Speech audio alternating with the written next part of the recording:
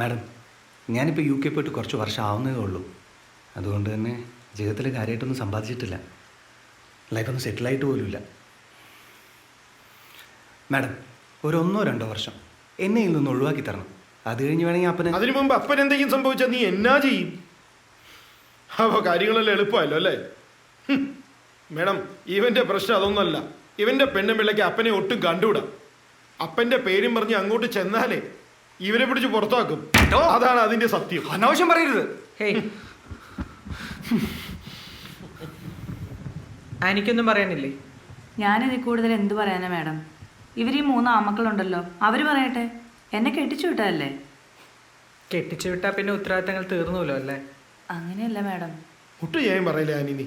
അപ്പൊ ജോണിക്ക് മുട്ടിനായൊന്നും ഇല്ലാന്ന് അല്ലേ ആനി പറയും? അതല്ല മാഡം, സാമ്പത്തികമായിട്ട് ഇത്തിരി ബുദ്ധിമുട്ടിലായിരുന്നു. മാഡം, എല്ലാവർക്കും ഈ സാമ്പത്തികം തന്നെയാ പ്രശ്നം. നിങ്ങൾ അങ്ങനെ പറയരുത്.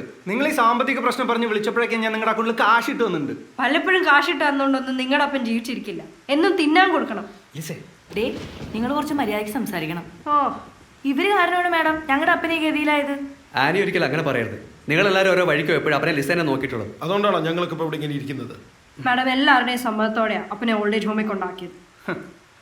നിങ്ങളുടെ കഴിവുകളുണ്ടല്ലേ? ഓ, ഒരു UK കാരി നേഴ്സിനെയും കല്യാണം കഴിച്ച് അവിടെ വാലെ തൂങ്ങി അവിടെ പോയി കിടക്കുന്ന നിനക്കൊണ്ടല്ലോ കഴിവ്. നിനക്ക് എന്തറിയാടെ ഇവിടെ ഒരു കുടുംബം ജീവിച്ചു പോകുന്നതിനെ പറ്റി? ലിസേ, ഫ്രാൻസിസ്,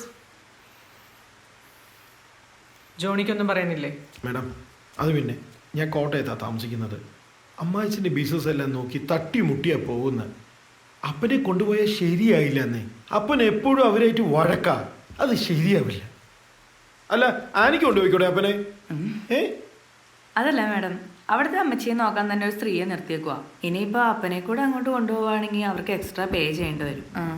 വേണമെങ്കിൽ മാസത്തിൽ 1-2 ആഴ്ച എൻ്റെ കൂടെ ഞാൻ അപ്പനെ കൊണ്ട് നിർത്തിയേക്കാം. ഇതന്നെയല്ലേ ഞാനും പറഞ്ഞത്, അപ്പനെ 2 ആഴ്ച ഞാൻ കോട്ടയത്ത് കൊണ്ട് നിർത്തിക്കോളാന്ന്. അപ്പതേ ഇവനാണ്. നിങ്ങളുടെ അപ്പന്റെ പ്രായവും ആരോഗ്യവും കണക്കിലെടുത്ത് വേണം സംസാരിക്കാൻ.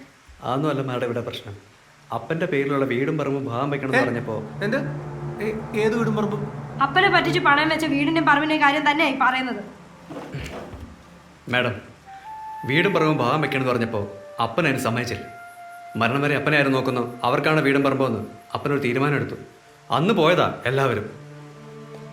എങ്ങനെ പോകാതിരിക്കും? ഞങ്ങൾ ഞങ്ങളുടെ അവകാശമല്ലേ ചോദിച്ചത്.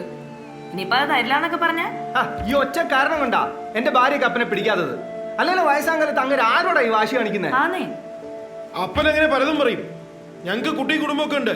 മരണം വരെ ആർക്കും ആരെയും കെട്ടിപ്പിടിച്ചിരിക്കാനൊന്നും പറ്റൂല. ഞങ്ങൾക്ക് ജീവിക്കണ്ടേ? ഞങ്ങളിരിക്കും, സംസാരിക്കാം.